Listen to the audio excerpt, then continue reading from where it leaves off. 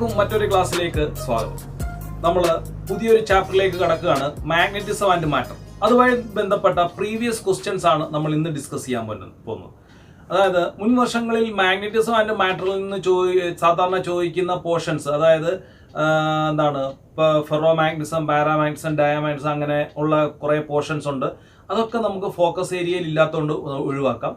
അതുപോലെ തന്നെ magnetic hysteresis പലപ്പോഴും ആവർത്തിച്ച് ചോദിച്ചിട്ടുള്ളതാണ്, അതും നമുക്കിപ്പോൾ ഫോക്കസ് ഏരിയയിലില്ല. അപ്പോൾ അതുകൊണ്ട് ഈ പ്രീവിയസ് ക്വസ്റ്റ്യൻസിൽ വളരെ കുറച്ച് പോർഷൻസേ ഉള്ളൂ നമുക്ക് ഇതിനകത്തിൽ ചോദിച്ചിട്ടുള്ളത്. അപ്പോൾ അതിനകത്തിൽ ഏറ്റവും പ്രധാനപ്പെട്ട ഒരു കേസ് എന്ന് പറയുന്നത് മാഗ്നറ്റിസം അല്ലെങ്കിൽ ഗോസസ് തിയറി ഇൻ മാഗ്നറ്റിസം. അത് നിങ്ങൾ അത്യാവശ്യമായിട്ടും പഠിച്ചോണം. അപ്പം ഗോസസ് തിയറി ഇൻ മാഗ്നറ്റിസം പറയുന്നത് എന്താണ്? Total magnetic flux through any closed surface is zero, ഇല്ലേ? അതായത് ഒരു ക്ലോസ്ഡ് സർഫസ് എടുത്താൽ അതിലൂടെ ഉള്ള ഒരു ടോട്ടൽ മാഗ്നറ്റിക് ഫീൽഡ് സീറോ ആയിരിക്കും. കാരണം എന്താണ്? ഒരു ബാർ മാഗ്നറ്റ് എടുത്തു കഴിഞ്ഞാൽ അതിന് നോർത്ത് പോളും കാണും, നോർത്ത് പോളിൽ നിന്ന് ഫീൽഡ് ലൈൻസ് പുറത്തേക്കായിരിക്കും, സൗത്ത് പോൾ കാണും, സൗത്ത് പോളിൽ നിന്ന് അകത്തേക്കായിരിക്കും ഫീൽഡ് ലൈൻസ്. അപ്പം ഒന്ന് പുറത്തേക്ക് പോയി ഒന്ന് അകത്തേക്ക് വന്നു, ടോട്ടൽ ഫീൽഡ് 0, ഇല്ലേ? അപ്പം flux phi is equal to അല്ലെങ്കിൽ phi B is equal to 0. ഇതാണ് ഗോസസ് തിയറി ഇൻ മാഗ്നറ്റിസം. അപ്പം ഗോസസ് തിയറി ഇൻ മാഗ്നറ്റിസത്തിൽ നിന്ന് നമുക്ക് മനസ്സിലാക്കേണ്ട കാര്യം, ഒരു ബാർ മാഗ്നറ്റിന് ഒരു നോർത്ത് പോൾ ഉണ്ടെങ്കിൽ ഉറപ്പായിട്ട് ഒരു സൗത്ത് പോൾ കാണും. ഒറ്റ പോളുള്ള മാഗ്നറ്റ് ഇല്ല എന്നാണ് നമുക്ക് ഗോസസ് തിയറി ഇൻ മാഗ്നറ്റിസം മനസ്സിലാക്കി തരുന്നത്. അതായത് ഒരു പോളുള്ള മാഗ്നറ്റ് ഉണ്ടായിരുന്നെങ്കിൽ ഒരു സർഫസിൽ നിന്ന് മാഗ്നറ്റിക് ഫീൽഡ് ലൈൻസ് പുറത്തേക്ക് മാത്രം പോയനെയും, പക്ഷെ പുറത്തേക്ക് പോയവർ അകത്തേക്ക് തിരിച്ചു വരും. കാരണം സൗത്ത് പോളും ഉണ്ട്, നോർത്തിൽ നിന്ന് ഇറങ്ങിയ ലൈൻസ് സൗത്തിലേക്ക് തിരിച്ചു വരും. അപ്പോൾ അത് വളരെ പ്രധാനപ്പെട്ട ഒരു കാര്യമാണ്, നിങ്ങളത് ഓർത്ത് വെച്ചാണ്. ഇനി നമുക്ക് ഇതിനകത്തിലെ ആദ്യത്തെ ക്വസ്റ്റ്യനിലേക്ക് കടക്കാം. ഫസ്റ്റ് ക്വസ്റ്റ്യൻ ഇതാണ്. The captain of a ship sailing in the Atlantic Ocean has to travel in the north direction to reach the nearest port. He finds that the magnetic declination of the present position of the ship is 5 degree 22 minute east. And the question A is, what is meant by magnetic declination? എന്താണ് magnetic declination? അതായത് it is the angle between magnetic Meridian and geographic Meridian. അതായത് നമ്മുടെ മിക്കവാറും സ്ഥലങ്ങളിലൊക്കെ ഒരു bar magnet അല്ലെങ്കിൽ ഒരു magnetic needle കാണിക്കുന്ന നോർത്ത് ശരിക്കും നോർത്ത് ആയിരിക്കത്തില്ല. അപ്പൊ ശരിക്കുമുള്ള നോർത്തും ഈ മാഗ്നറ്റ് കാണിക്കുന്ന നോർത്തും, അല്ലെ, ഇതിനിടയ്ക്കുള്ള ആംഗിളിനെയാണ് നമ്മൾ എന്ത് വിളിക്കുന്നത്? ഈ ഡിക്ലിനേഷൻ എന്ന് പറയുന്നത്. എന്ത് വിളിക്കും? ഡിക്ലിനേഷൻ. ആൽഫ എന്ന് പറയുന്ന ലെറ്റർ ഉപയോഗിച്ച് നമുക്ക് റെപ്രസെന്റ് ചെയ്യാം. അതാണ് declination. Then question B. The captain has a magnetic compass needle with him. By how much angle and in which direction should he deviate his ship from the north direction pointed by the magnetic compass needle to reach the port, അല്ലെ? അപ്പം നമ്മുടെ question ആദ്യം പറഞ്ഞിട്ടുണ്ട്, ഇവിടെ dip എന്ന് പറഞ്ഞു കഴിഞ്ഞാൽ ഈ സ്ഥലത്തെ ഡിപ്പ് 5 ഡിഗ്രി 22 മിനിറ്റ് ഈസ്റ്റ് ആണ് ഇവിടുത്തെ ഡിപ്പ് എന്ന് പറയുന്നത്. എന്ന് പറഞ്ഞാൽ അദ്ദേഹത്തിന്റെ കോമ്പസ് നീഡിൽ ഇങ്ങനെയാണ് ഇപ്പോൾ നോർത്ത് കാണിക്കുന്നതെന്ന് വെക്കുക, ഇല്ലേ? അപ്പം ആ നോർത്ത് ശരിക്കുമുള്ള നോർത്തിൽ നിന്നും 5 ഡിഗ്രി 22 മിനിറ്റ് ഈസ്റ്റിലേക്ക് മാറിയായിരിക്കും, ഇല്ലേ? അതായത് നമുക്ക് ഇങ്ങനെ മാർക്ക് ചെയ്യാം. അതായത് ഇത് നോർത്ത്, ഇത് സൗത്ത്, ഇത് വെസ്റ്റ്, ഇത് ഈസ്റ്റ്. അപ്പൊ ഇദ്ദേഹത്തിന്റെ കോമ്പസ് നീഡിൽ എങ്ങനെയായിരിക്കുന്നത്? ഈ നോർത്ത് കാണിക്കുന്നതിന് പകരം അദ്ദേഹത്തിന്റെ കോമ്പസ് നീഡിൽ ഈസ്റ്റിലേക്ക് ഡിഫ്ലക്ഷൻ കാണിക്കുന്നത് എത്ര? 5 ഡിഗ്രി 22 മിനിറ്റ്, ഇല്ലേ? അപ്പൊ ഇയാൾ ശരിക്കും നോർത്തിലേക്ക് പോകണമെങ്കിൽ എന്ത് ചെയ്യണം? 5 ഡിഗ്രി 22 മിനിറ്റ് വെസ്റ്റിലേക്ക് മാറ്റി വണ്ടി ഓടിക്കണം, അല്ലെങ്കിൽ ഷിപ്പ് ഓടിക്കണം. അപ്പൊ അദ്ദേഹം എന്ത് ചെയ്യും? ഇദ്ദേഹം കറക്റ്റ് നോർത്ത് ചെല്ലും. കാരണം ഇതാണ് നോർത്ത്, പക്ഷെ ഇദ്ദേഹത്തിന്റെ കോമ്പസ് നീഡിൽ ഇതാണ് ഇപ്പൊ നോർത്ത് എന്നും പറഞ്ഞുകൊണ്ട് കാണിക്കുന്നത്. അപ്പം ഇദ്ദേഹം നോക്കുമ്പോൾ ശരിക്കും എന്താണ്? ഈ നോർത്തിന്റെ ഇപ്പുറത്ത് വരുന്ന വെസ്റ്റ് ആണ്. അപ്പൊ 5 ഡിഗ്രി 22 മിനിറ്റ് വെസ്റ്റിലേക്ക് മാറി ഷിപ്പ് ഓടിച്ചാലേ ഇയാൾ ശരിക്കുമുള്ള നോർത്തിൽ ചെല്ലത്തുള്ളൂ. അപ്പൊ നമ്മുടെ ആൻസർ, ക്വസ്റ്റ്യൻ ബിയുടെ ആൻസർ ഇതാണ്, 5 ഡിഗ്രി 22 മിനിറ്റ് ടുവേർഡ്സ് വെസ്റ്റ്, അല്ലെ? പടിഞ്ഞാറോട്ട് അത്ര ഡിഗ്രി മാറ്റി ഒഴിച്ചാലേ ഇയാളുടെ ഷിപ്പ് ശരിക്കുമുള്ള നോർത്തിൽ ചെല്ലത്തുള്ളൂ, അല്ലെ? ഇനി നമ്മുടെ സി ക്വസ്റ്റ്യൻ ഇതാണ്. Suppose the magnetic needle is capable of rotating in A vertical plane about A horizontal axis. If ship reaches the magnetic Paul of the earth, in which direction will the magnetic needle point? അല്ലെ? അതായത് അടുത്ത question ഇതാണ്. ഈ നമ്മുടെ ഇദ്ദേഹത്തിന്റെ കയ്യിലിരിക്കുന്ന compass needle ഇങ്ങനെ vertical പ്ലെയിനിലാണ് കറങ്ങുന്നത്. ഇതാണ് വെർട്ടിക്കൽ പ്ലെയിൻ, ഇത് ഹൊറിസോണ്ടൽ പ്ലെയിൻ അല്ലെ. ഇങ്ങനെ വെർട്ടിക്കൽ പ്ലെയിനിലാണ് കറങ്ങുന്നതെന്ന് വെക്കുക. അങ്ങനെയാണെങ്കിൽ ഈ ഷിപ്പ് നോർത്ത് പോളിൽ ചെല്ലുമ്പോൾ ഈ കോമ്പസ് നീഡിൽ എങ്ങനെ ഇരിക്കും എന്നാണ് ക്വസ്റ്റ്യൻ അല്ലെ. അതായത് നമുക്കറിയാം ഇദ്ദേഹം നോർത്ത് പോളിൽ ചെല്ലുമ്പോൾ അല്ലെ, ഇപ്പൊ ഞാൻ നിൽക്കുന്നത് നോർത്ത് പോളിലാണെന്ന് വെക്കുക. അപ്പോൾ കോമ്പസ് നീഡിൽ ഇങ്ങനെ കറക്കത്തക്ക രീതിയിലാണ് നമ്മൾ ഇതിനെ സെറ്റ് ചെയ്യുന്നത്. അപ്പം ഇതിന്റെ നോർത്ത് പോള് ഈ നോർത്തുമായിട്ടുള്ള അട്രാക്ഷൻ കാരണം ഇങ്ങനെ നിൽക്കും അല്ലെ, വെർട്ടിക്കൽ പ്ലെയിനിൽ കറങ്ങത്തക്ക രീതിയിലാണ് അഡ്ജസ്റ്റ് ചെയ്തിരിക്കുന്നത്. അതുകൊണ്ട് ഇത് ഞാൻ നോർത്ത് പോളിലാണ് നിൽക്കുന്നത്, അപ്പം താഴെയാണ് ഈ നോർത്ത് പോള്. അപ്പം കോമ്പസ് നീഡിൽ ഇങ്ങനെ നിൽക്കും അല്ലെ, അല്ലെങ്കിൽ വെർട്ടിക്കൽ പ്ലെയിനിലായിരിക്കും നിൽക്കുന്നത്, അല്ലെങ്കിൽ ഇൻ ഡൗൺവേർഡ് ഡയറക്ഷനിലായിരിക്കും ഇത് ഇരിക്കുന്നത്, അല്ലെങ്കിൽ north Paul pointed towards the downward direction എന്നോ, അല്ലെങ്കിൽ എന്താണ് ഇൻ വെർട്ടിക്കൽ ഡയറക്ഷൻ എന്നോ നമുക്ക് ഇതിന്റെ ആൻസർ എഴുതാം. അടുത്ത ക്വസ്റ്റ്യൻ ഇതാണ്, ക്വസ്റ്റ്യൻ നമ്പർ 2. ക്വസ്റ്റ്യൻ ഇതാണ്, when a magnetic needle is suspended by a string, it comes to rest in the north-south direction. This shows that Earth behaves as a magnet. Question A, what is meant by magnetic element of Earth? അതായത് magnetic element of Earth ഏതൊക്കെയാണ് എർത്തിന്റെ magnetic element എന്ന് നമ്മൾ answer ചെയ്താൽ മതി. അതായത് ഒന്നാമത്തെയാണ് declination, രണ്ടാമത്തേതാണ് dip, മൂന്നാമത്തേത് horizontal component of earth magnetic field. ഇത് മൂന്നും എഴുതിയാൽ നമുക്ക് അതിന്റെ മാർക്ക് കിട്ടും. Then question B, define dip at a place. എന്താണ് ഡിപ്പ്? അതായത് ഒരു സ്ഥലത്തെ ഹൊറിസോണ്ടൽ കമ്പോണന്റ്, മാഗ്നറ്റിക് ഫീൽഡിന്റെ ഹൊറിസോണ്ടൽ കമ്പോണന്റും ആ സ്ഥലത്തെ മാഗ്നറ്റിക് ഫീൽഡും തമ്മിലുള്ള ആംഗിളിനെയാണ് ഡിപ്പ് എന്ന് വിളിക്കുന്നത് അല്ലെ. അതായത് ഇപ്പൊ ഒരു സ്ഥലത്ത് മാഗ്നറ്റിക് ഫീൽഡ് ഇങ്ങനെയായിരിക്കും പോകുന്നത്, അപ്പൊ അവിടുത്തെ ഹൊറിസോണ്ടൽ കമ്പോണന്റ് ഇതായിരിക്കും, അതിനെയാണ് നമ്മൾ ബി എച്ച് എന്ന് വിളിക്കുന്നത് അല്ലെ. താഴോട്ട് വെർട്ടിക്കൽ കമ്പോണന്റ് കാണും, നമ്മൾ അതിനെ ബി വി എന്ന് വിളിക്കും അല്ലെ. ഈ ഹൊറിസോണ്ടൽ കമ്പോണന്റും ആ സ്ഥലത്തെ മാഗ്നറ്റിക് ഫീൽഡും തമ്മിലുള്ള ആംഗിളിനെയാണ് നമ്മൾ ഡിപ്പ് എന്ന് വിളിക്കുന്നത്, തീറ്റ ഡിപ്പ് എന്ന് വിളിക്കും. അപ്പം ആ സ്ഥലത്തൂടെ മാഗ്നറ്റിക് ഫീൽഡ് ലൈൻ ഇങ്ങനെ ആയിരിക്കത്തില്ല പോകുന്നത്, ഇച്ചിരി ചരിഞ്ഞായിരിക്കും. പക്ഷെ ഇക്വേറ്ററിലൂടെ കൃത്യ മാഗ്നറ്റിക് ഫീൽഡ് ലൈൻസ് ഇങ്ങനെയാണ് പോകുന്നത്. ഇക്വേറ്ററിൽ ഡിപ്പ് 0ആണ്, അതുപോലെ ഡിക്ലിനേഷനും ഇക്വേറ്ററിൽ 0ആണ്, അത് ഓർത്ത് വെച്ചിരിക്കണം. അടുത്തത്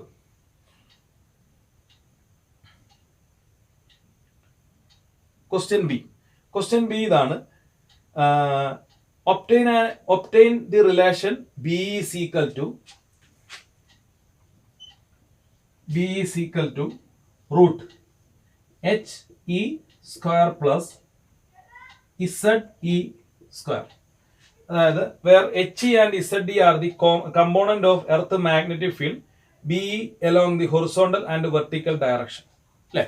അപ്പൊ അതായത് നമ്മൾ ബി എച്ച് എന്ന് എഴുതിയതിന് പകരം എന്താണ് എച്ച് ഇ എന്ന് എഴുതിയിരിക്കുന്നു, horizontal component of earth magnetic field. അതുപോലെ നമ്മളിവിടെ എന്താണ് വെർട്ടിക്കൽ, അതായത് അതിനാണ് ഇസഡ് എന്ന് എഴുതിയിരിക്കുന്നത്, Z D, vertical component of earth magnetic field Z D എന്ന് എഴുതിയിരിക്കുന്നു. പിന്നെ ഈ സ്ഥലത്തെ മാഗ്നറ്റിക് ഫീൽഡ് ആണ് ബി ഇ, ഇങ്ങനെ കൊടുത്തിരിക്കുന്നു. അപ്പൊ അങ്ങനെയാണെങ്കിൽ നമ്മൾ പ്രൂവ് ചെയ്യുക B is equal to root of H E square plus Z D E square അല്ലെ. അപ്പൊ നമുക്കിത് ജസ്റ്റ് ഒന്ന് മാറ്റാം. ഇതിന് പകരം നമ്മുടെ ക്വസ്റ്റ്യനകത്തിൽ എച്ച് ഇ എന്നാണ് അല്ലെ, horizontal component of earth magnetic field. ഈ കമ്പോണന്റിന് പകരം നമുക്ക് ഇസഡ് ഇ എന്നാണ്, ഇത് ബി ഇ അല്ലെ. അപ്പൊ അങ്ങനെയാണെങ്കിൽ നമുക്ക് എഴുതാം ഈ horizontal component of earth magnetic field H E എന്ന് പറഞ്ഞാൽ ബി കോസ് തീറ്റ ആണ്. അപ്പൊ നമുക്ക് അതിനെ ബി കോസ് തീറ്റ എന്ന് എഴുതാം. ദെൻ അടുത്തത് vertical component of earth magnetic field Z D is equal to B എന്താണ് സൈൻ തീറ്റ അല്ലെ. നമുക്ക് ഈ രണ്ട് കമ്പോണൻസ് കൂടെ ആഡ് ചെയ്യാം. അപ്പം എച്ച് അല്ലെങ്കിൽ H E square plus Z E square, ഈ രണ്ട് കമ്പോണൻസിന്റെ സ്ക്വയർ തമ്മിൽ ആഡ് ചെയ്യാം. അപ്പൊ H E square plus Z E square. അപ്പൊ എച്ച് ഇ എന്ന് പറഞ്ഞാൽ എത്രയാണ്? എച്ച് ഇ എന്ന് പറഞ്ഞാൽ B E square cos square theta plus Z E square എന്ന് പറഞ്ഞാൽ എത്രയാണ്? B E square sine square theta അല്ലെ. അപ്പം കോസ് സ്ക്വയർ തീറ്റ, അതായത് നമുക്ക് ഈ രണ്ടിടത്തും ബി ഇ സ്ക്വയർ കോമൺ ആയിട്ട് എടുക്കാം. ബി ഇ സ്ക്വയർ കോമൺ ആയിട്ട് എടുത്താൽ cos square theta plus sine square theta അല്ലെ. അങ്ങനെയാണെങ്കിൽ ഇവിടെ cos square theta plus sine square theta എന്താണ്? 1 ആണ്. അങ്ങനെയാണെങ്കിൽ നമുക്ക് എഴുതാം B E square is equal to H E square plus Z E square അല്ലെ.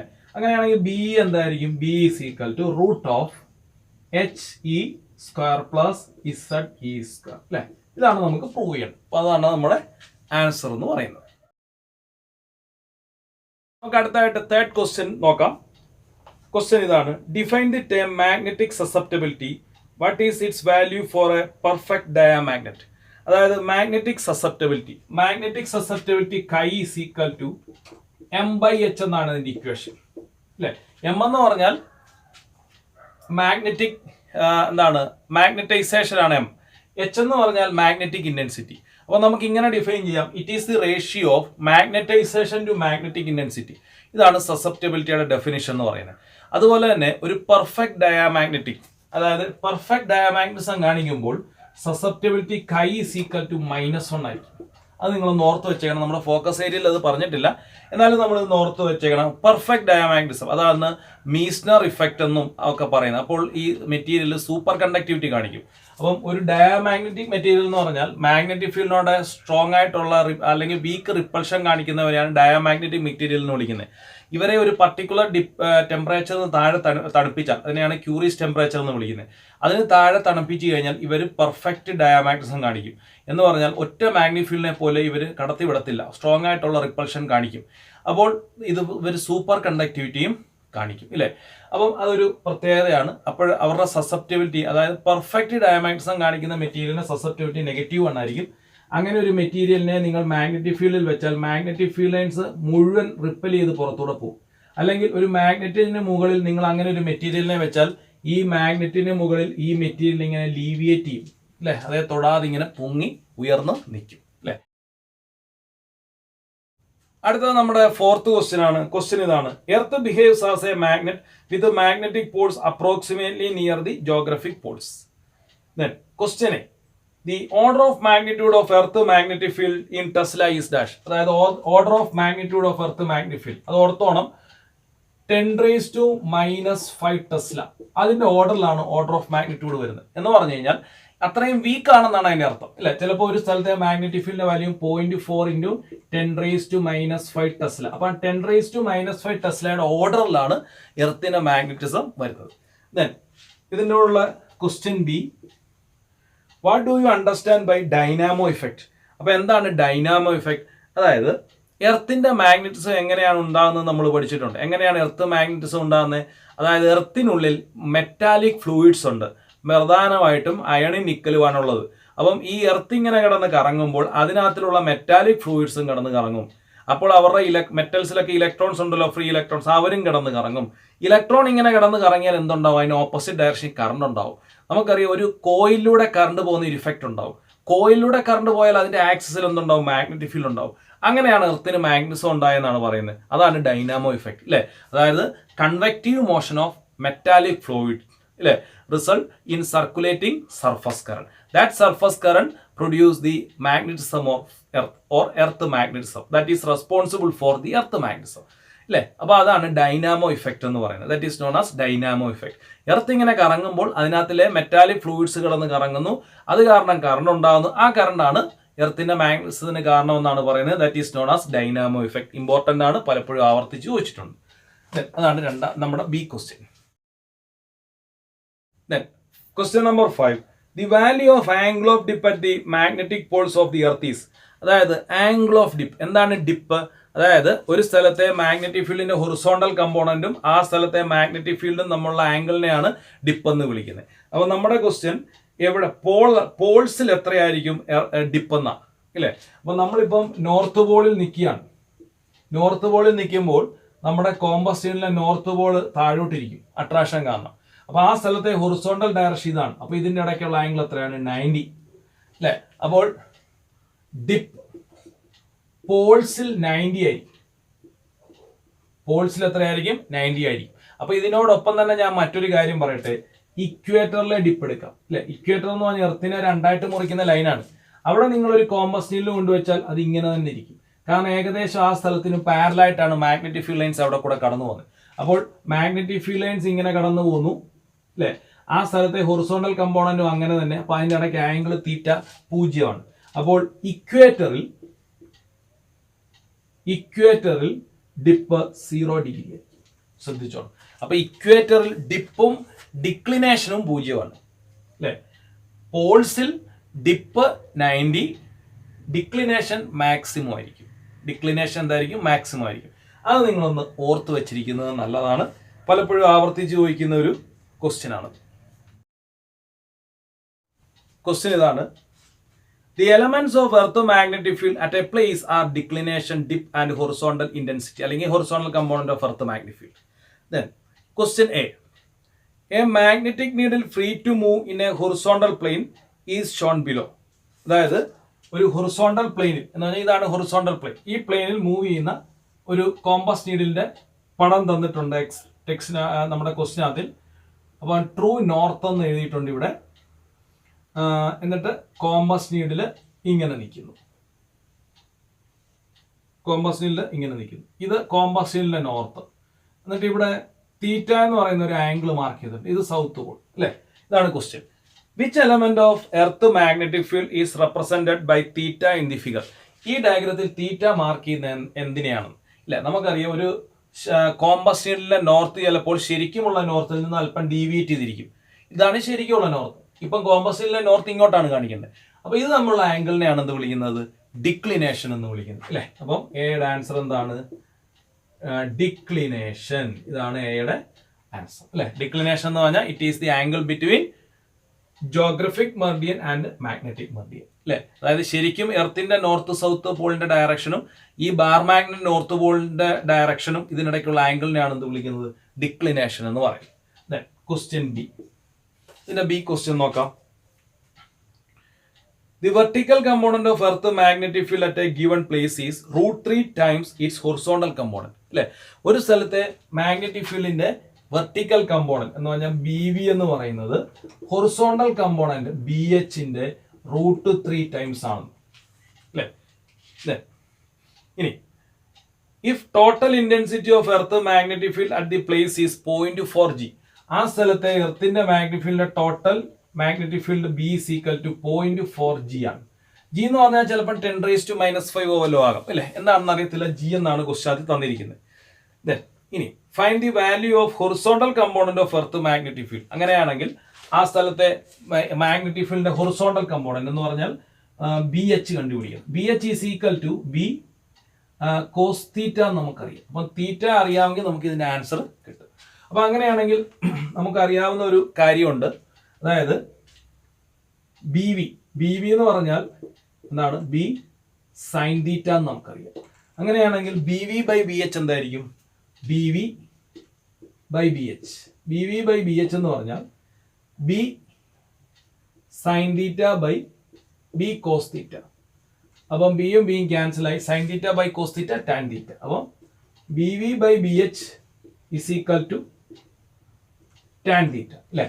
നമുക്കിനി അറിയാം BV എന്ന് പറഞ്ഞാൽ √3 BH, താഴെ BH ഉണ്ട്, ഈക്വൽ ടു ടാൻ തീറ്റ. അപ്പം BHും BHും അങ്ങ് ക്യാൻസൽ ആയി. Then tan theta is equal to √3 അല്ലെ. നമുക്കറിയാം തീറ്റ അപ്പം എത്രയായിരിക്കും? Theta is equal to tan inverse √3 അല്ലെ. ടാൻ ഇൻവേഴ്സ് √3 എന്ന് പറഞ്ഞാൽ എത്ര വരും? തീറ്റ. അപ്പൊ ടാൻ ഇൻവേഴ്സ് √3 എന്ന് പറഞ്ഞാൽ 60 ഡിഗ്രി വരും. അപ്പൊ തീറ്റ നമുക്ക് കിട്ടി 60 ഡിഗ്രി അല്ലെ. ഇനി നമുക്ക് ഈ ഇക്വേഷൻ ആദ്യം കൊടുക്കുക, BH is equal to B cos theta എന്നല്ലേ സബ്സ്റ്റിറ്റ്യൂട്ട് ചെയ്ത് കൊടുക്കുക. നമുക്ക് BH കണ്ടുപിടിക്കണം അല്ലെ. അപ്പം BH is equal to B cos തീറ്റയ്ക്ക് വരും കോസ് 60 എന്ന് കൊടുത്തു അല്ലെ. നമുക്കറിയാം B എന്ന് പറയുന്നത് എത്രയാണ്? 0.4 G ആണെന്ന് ക്വസ്റ്റ്യനകത്തിലുണ്ട്.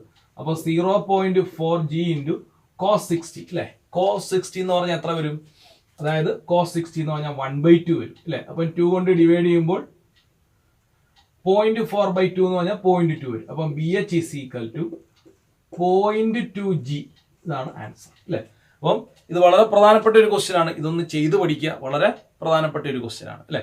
അപ്പോൾ ഇത്രയൊക്കെ ക്വസ്റ്റ്യൻസ് ആണ് നമുക്ക് ഈ ചാപ്റ്ററിൽ അഡീഷണൽ ആയിട്ട് ചെയ്തു പഠിക്കാനുള്ളത്. കാരണം കൂടുതലും പോർഷൻസ് ഇതിനകത്ത് നിന്ന് ഒഴിവാക്കിയിട്ടുണ്ട്. പാരാമാഗ്നസും ഫെറോമാഗ്നസും ഡയാമാഗ്നസും ഒക്കെ ഉണ്ടായിരുന്നു. അത് നിങ്ങൾ സമയം കിട്ടുവാണെങ്കിൽ നിങ്ങൾ അതൊന്ന് വായിച്ചു നോക്കുക അല്ലെ. അതൊക്കെ ഈ പോർഷനിൽ നമുക്ക് ഒഴിവാക്കിയിട്ടുണ്ട്. സാധാരണ അതിനകത്ത് നിന്നൊക്കെയായിരുന്നു കൂടുതൽ ക്വസ്റ്റ്യൻ ചോദിക്കുന്നത്. ഇനിയിപ്പം നമുക്ക് കൂടുതൽ ക്വസ്റ്റ്യൻസ് പ്രതീക്ഷിക്കാൻ പറ്റുന്നത്, അതായത് ഗോസസ് തിയറി ഇൻ മാഗ്നറ്റിസം, അതുപോലെ എർത്ത് മാഗ്നറ്റിക് ഫീൽഡ്, അതിനകത്താണ് ഈ ഡൈനാമോ ഇഫക്റ്റ് വരുന്നത്. പിന്നെ അതുപോലെ തന്നെ നിങ്ങൾ നോക്കേണ്ടത് ഈ elements of earth magnetic field. അതിനു മുമ്പ് ജോഗ്രഫിക് മെറിഡിയൻ, എന്താണ് മാഗ്നറ്റിക് മെറിഡിയൻ ഉണ്ട്.